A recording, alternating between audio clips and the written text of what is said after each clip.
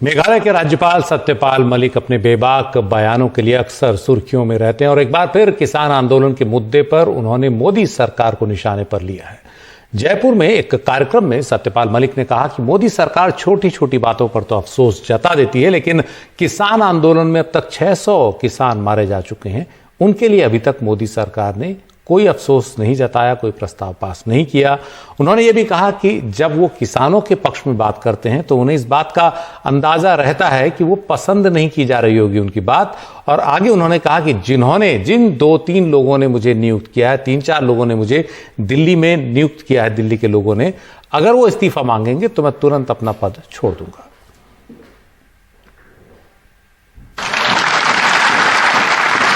देश में इतना बड़ा आंदोलन आज तक नहीं चला है जिसमें 600 लोग शहीद हो गए। कुतिया भी मरती है तो दिल्ली के नेताओं का शोक संदेश जाता है, लेकिन 600 किसानों का प्रस्ताव लोकसभा में पास नहीं हुआ। और मैं इससे इतना, मेरे से पूछा वहां डीडवाना में कि साहब आपको ऐसा क्या हो गया था जो आपको बोलना पड़ा। मैं कहा मैं इस बात से बहुत आहत हूं कि 600 लोग, अभी कहीं एक्सीडेंट हुआ, आग लगी कल उसमें महाराष्ट्र में 5-7 लोग मरे उसमें, लेकिन दिल्ली से प्रस्ताव आ गया उनके पक्ष में। हमारे 600 लोग मरे, उस पर कोई नहीं बोला। संसद में कोई हमारे वर्गों के लोग जहां हैं वो भी खड़े नहीं हुए प्रस्ताव पास करवाने के लिए। आया नहीं जा सकता। फिर भी जो मेरे शुभ चिंतक हैं वो इस तलाश में रहते हैं कि ये कुछ बोले और ये हटे। कुछ उसके लिख देते हैं फेसबुक पे कि गवर्नर साहब जब इतना आप महसूस कर रहे हो तो आप इस्तीफा क्यों नहीं देते। मैं कहा भाई आपके पिताजी ने बनाया था, मुझे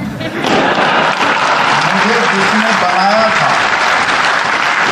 ना तो मैं वोट से बना, मुझे बनाया था दिल्ली में 2-3 बड़े लोग हैं उन्होंने, और मैं उनकी इच्छा के विरुद्ध बोल रहा हूं। तो ये तो मैं जान के बोल ही रहा हूं कि उनको दिक्कत होगी। वो जिस दिन मुझे कह देंगे कि हमें दिक्कतें छोड़ दो, मैं 1 भी मिनट नहीं लगाऊंगा। और पहले दिन जब मैं किसानों के पक्ष में बोला तो ये तय करके बोला था कि मैं फौरन छोड़ दूंगा और किसानों के धरने पे आके बैठ जाऊंगा। वो जो कहते हैं कि जी लाल किले वाली घटना, उसका किसान आंदोलन से कोई ताल्लुक नहीं। और मैं किसान आंदोलन का नेता होता तो मैं उसे भी जस्टिफाई करता। किसान लाल किले पे झंडा फहराने का अधिकार सिर्फ प्रधानमंत्री को है, लेकिन उसके बाद अगर किसी को है तो आप जानते होंगे कि आपके तो गीतों में, बातों में, किस्सों में लाल किला ले लिया, लाल किला लेंगे। लाल किले के दरवाजे के बाहर गुरु तेग बहादुर की गर्दन कटी हो तो उसकी औलाद को लाल किले पे झंडा फहराने का अधिकार नहीं। तो सत्यपाल मलिक के बेबाक बयान हमने सुने और सत्यपाल मलिक ने कहा कि दिल्ली में बैठे जो 2-3 बड़े लोग हैं वो जिस दिन मुझे कहेंगे उस दिन मैं इस्तीफा दे दूंगा। तो क्यों है सत्यपाल मलिक के निशाने पर सरकार लगातार? ये हमारा दूसरा सवाल है, सवाल इंडिया का, कि क्यों है सत्यपाल मलिक के निशाने पर सरकार। सत्यपाल मलिक के इस बयान पर हमारे सहयोगी राजीव रंजन ने बात की गाजीपुर बॉर्डर पर आंदोलन पर बैठे किसानों से, और किसानों ने कहा कि सत्यपाल मलिक ने बिल्कुल सही कहा है। किसान जो हैं दिल्ली के बॉर्डर पर धरने पर बैठे हुए हैं, बात चाहे गाजीपुर बॉर्डर की हो, चाहे सिंघू बॉर्डर की हो, टिगरी बॉर्डर की हो। और अब मेघालय के राज्यपाल सत्यपाल मलिक ने कहा है कि किसान आंदोलन के दौरान 600 किसानों की मौत हो गई, लेकिन सरकार की ओर से एक शब्द नहीं कहा गया। बात करते हैं किसानों से, क्या कहेंगे? मेघालय के राज्यपाल ने जिस तरह बात कही है कि सरकार की तरफ से एक शब्द नहीं बोला गया 600 किसानों की मौत पर। सत्यपाल जी तो ठीक ही कह रहे हैं, शुरू से ही किसानों की 700 के करीब मौत होगी और किसानों की सरकार सुन ही नहीं रही। आंदोलन चल रहा है, आंदोलन चलता रहेगा। तो सरकार क्यों नहीं किसानों की सुन रही है? सरकार बीजेपी की होती तो सुनती, ये तो मोदी सरकार है, ये किसी की नहीं सुन रही, किसानों की नहीं, किसी की भी नहीं सुन रही। ये तो मोदी सरकार है भैया। किसानों की सरकार होती, जो किसानों ने चुनी थी सरकार, अगर वो होती तो किसानों की बात सुनी जाती। ये काले कानून वापस होते, एमएसपी पे कानून बनता। यहाँ 11 महीने हो गए, मैं 12वां महीना चल रहा हमें यहाँ पे धरने पे बैठे हुए। अगर सरकार कहीं होती तो हमारी बात जरूर सुनती। लेकिन सरकार का ये कहना है कि वो किसानों से बात करने के लिए तैयार है, लेकिन समस्या कहाँ है आप लोग कुछ बता नहीं रहे हैं, बेवजह बैठे हुए हैं और इसमें राजनीतिकरण हो रहा है, लोग बता रहे हैं। कहाँ करेगी बात? आप बता दो जगह, वहाँ चले जाएंगे। सरकार बात कहाँ करेगी, जगह कहाँ है, वो टाइम क्या है उसका, और कौन बात करेगा? आप बता दो, हम तो वहाँ चले जाएंगे। हम कब मना कर रहे? देश का किसान तो दिल्ली के बॉर्डर पर बैठा है, गेट बंद कर रखे हैं इन्होंने। गेट खोलेंगे, अंदर चले जाएंगे, इनसे पूछ लेंगे जाकर के भाई हमने क्या गुनाह कर दिया।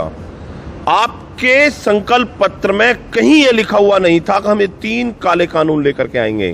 कांग्रेस ने लिखा था ये, इसलिए हमने कांग्रेस को नकार दिया। लेकिन एक चीज बताइए, सरकार जो बार बार ये कह रही है कि हमने किसानों के जो फसल जो है उसके एमएसपी के रेट बढ़ाए हैं। नहीं, कहाँ बढ़ाए हैं, कितने बढ़ाए हैं?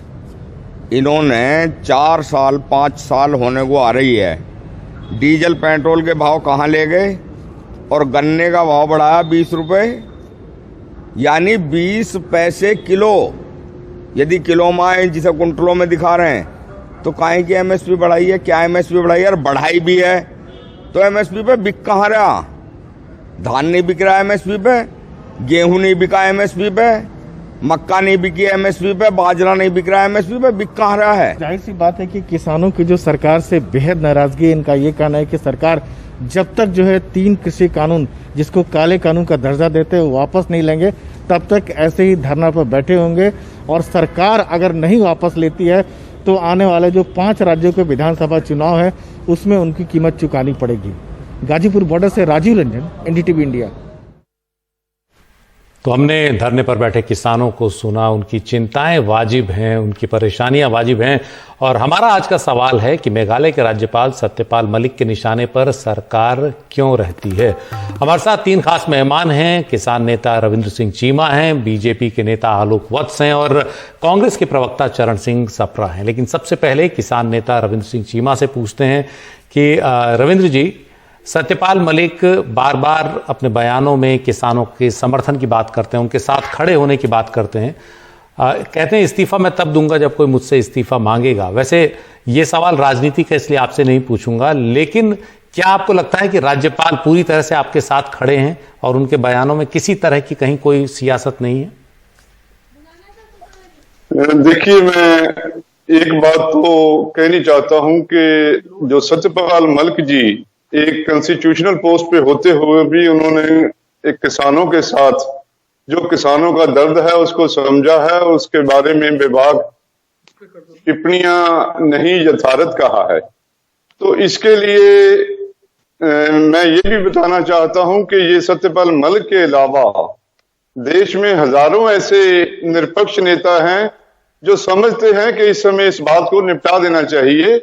इस बात को इतना लंबा खींचना ये देश के लिए और हमारे लोकतंत्र के लिए दुर्भाग्य है। लेकिन बात ऐसी है कि अब जिस बात पे बात अड़ी है या खड़ी है, ये बात अब इसका मुद्दा बढ़ना नहीं चाहिए। देखो, एक तरफ सरकार ने कानून को जो है स्थगित करने के लिए मान भी गए और स्थगित कर भी दिया। और जब स्थगित हम किसी चीज को कर देते हैं जी, तो इसको मान लेते हैं कि इसमें कुछ कमियां हैं और इसको इसलिए स्थगित किया जा रहा है। बात सिर्फ इतनी है कि स्थगित करके एक नया कानून ले आया जाए तो किसानों को सुनकर ले आया जाए, आम जो स्टेक होल्डर हैं, आड़तिया हैं या मंडियों में काम करने वाले हैं, उनको सुनकर लाया जाए तो मैं समझता हूं वो सर्व प्रवानित होगा। किसान भी चाहता है, देश भी चाहता है कि किसान के भले का कानून बने। लेकिन ये जिस तरह का कानून तेजी से लाया गया है, इसमें कोई किसान की भलाई वाली बात है नहीं और इसीलिए सरकार ने इसको पोस्टपोन भी किया। लेकिन सरकार को अब इसमें ज्यादा दोचिती नहीं रखनी चाहिए कि हम इसको वापस लेंगे तो सरकार का जो मतलब अपना अहम है वो कम हो जाएगा या उसका प्रभाव कम हो जाए। ऐसा नहीं, लोकतंत्र में अगर कोई फैसला बदलना है, लोकहित में बदलना है, खुले मन से बदलना चाहिए और इसमें देरी नहीं करनी चाहिए। जितना किसानों का और देश का नुकसान इसमें हो रहा है, इसका फैसला प्रधानमंत्री जी को तुरंत ले लेना चाहिए। जी चीमा साहब, किसान नेता बिल्कुल सही बात करें कि अगर फैसला लोकहित में हो तो बदला भी जा सकता है। आलोक वत्स जी, ये जो आपने राज्यपाल सत्यपाल मलिक का बयान आपने सुना, पहले भी बयान आपने उनके सुने होंगे, और चीमा साहब जिस तरह कह रहे हैं, कहीं ऐसा तो नहीं कि मोदी सरकार ने अब इसे नाक की लड़ाई ज्यादा बना दिया है?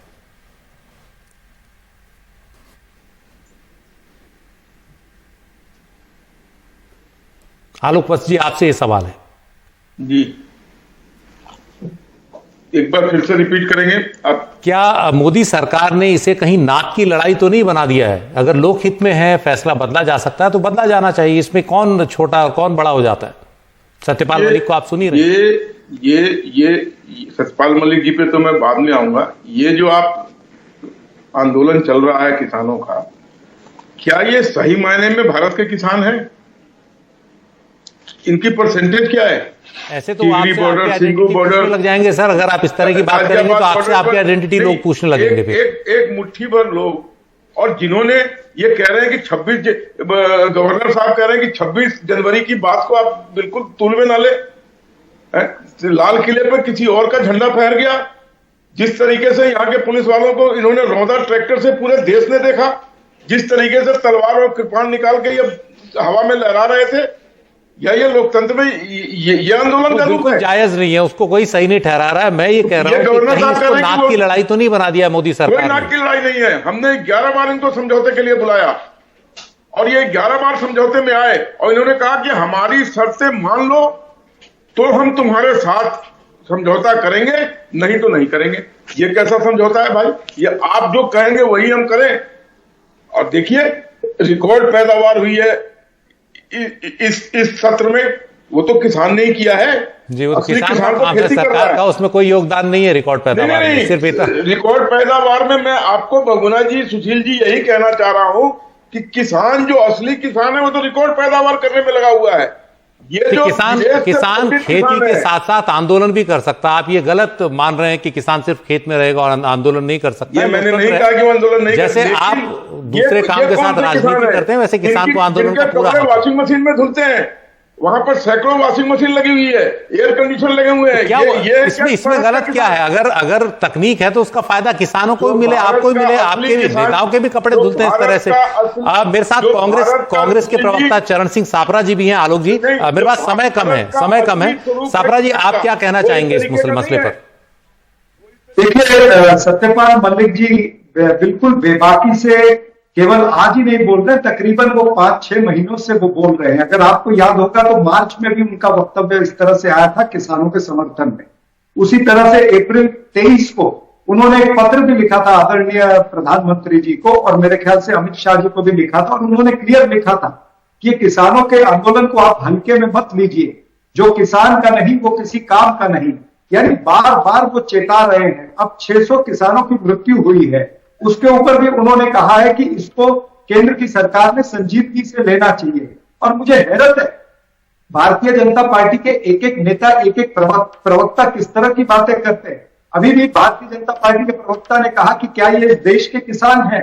यानी ये शुरुआत से ऐसे ही कह रहे हैं, कभी मवाली कहते हैं, कभी आतंकी कहते हैं, कभी खालिस्तानी कहते हैं, टुकड़े टुकड़े गैंग, पाकिस्तान और चीन के एजेंट तक इन्होंने कहा है। अब देश का किसान, क्या उसको अधिकार नहीं है अपनी मांगे रखने का? तो ये सवाल ये है कि सत्यपाल मलिक जी जो कह रहे हैं उसको ये नजरअंदाज कर रहे हैं। ये भारतीय जनता पार्टी की सरकार का चाल चरित्र और चेहरा ये एक्सपोज हो रहा है कि ये कितने निर्मम लोग हैं, इनके पास में संवेदना नहीं है, या किस तरह से ये राज करना चाहते हैं। ये हटकर्मी करते हैं। ये बहुत बहुत शुक्रिया चरण सिंह सापरा जी, आपने अपनी बात कही। आलोक वत्स जी, आपने भी अपनी बात कही, और किसान नेता रविंद्र सिंह चीमा भी, आप सबका बहुत बहुत धन्यवाद। और रविंद्र सिंह चीमा जो बात कह रहे थे कि किसानों के मुद्दे पर उनकी जो शिकायतें हैं उसको खुले दिल से सुना जाए, और अगर लगता है कि उसमें कहीं कोई बदलाव हो सकता है, होना चाहिए, तो उसे उदार भाव से करना चाहिए। यही लोकतंत्र सिखाता है। इस मसले पर चर्चा करने के लिए अभी हमारे पास इतना ही वक्त था। वक्त है एक ब्रेक का।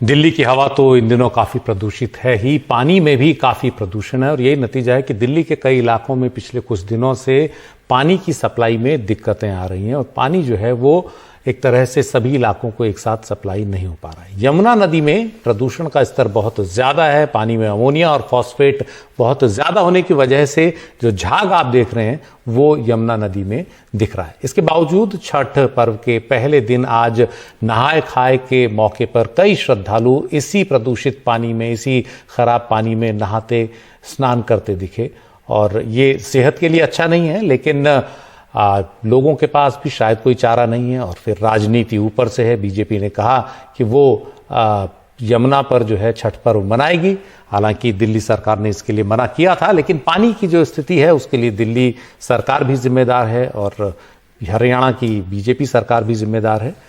इसके बाद मनोज तिवारी भी वहां पहुंचे और उन्होंने कहा कि दिल्ली सरकार ने यमुना नदी की सफाई के जो दावे किए वो सब झूठे हैं।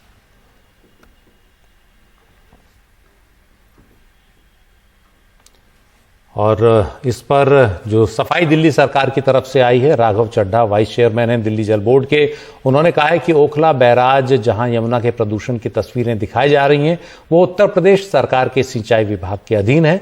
उत्तर प्रदेश सरकार को प्रदूषण से निपटने के लिए कई सुझाव दिए गए लेकिन आज तक समाधान नहीं निकाला गया। लेकिन राघव चड्ढा ये भूलते हैं कि उसके चारों तरफ दिल्ली है और वो दिल्ली का गंदा पानी वहां जाता है। तो ये भी एक तरह से सियासत करने का तरीका है कि उन्होंने जमीन निकाल ली कि उस सिंचाई विभाग की है, लेकिन वो जो यमुना है वो कुछ ही मीटर पहले दिल्ली से ही यहां पर इतनी प्रदूषित आ रही है। आप चाहें तो वजीराबाद जाकर देख लें, ITO के पास जाकर देख लें। वक्त एक ब्रेक का।